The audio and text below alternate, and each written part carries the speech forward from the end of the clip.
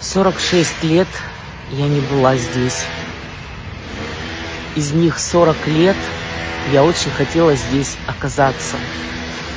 Из них первые лет 20 казалось, что это просто несбыточно.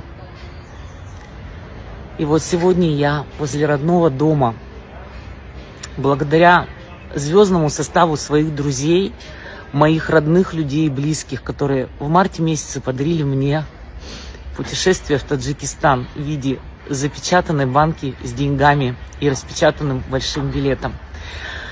А через полгода мои, в хорошем смысле, сумасшедшие подруги осуществили эту мечту. И вот в октябре мы поехали сюда. Это мой подъезд.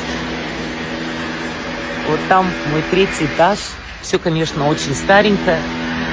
Но мы уже зашли в гости к соседям, и бабушка помнит меня и моего брата. И ее сыновья знают хорошо моего брата. И мы сейчас будем общаться. Люди гостеприимные, они не отпускают нас, они готовят плов и ждут. Сейчас мы сходим на речку. Я посмотрю все, что было здесь мне близко и дорого. И мы вернемся.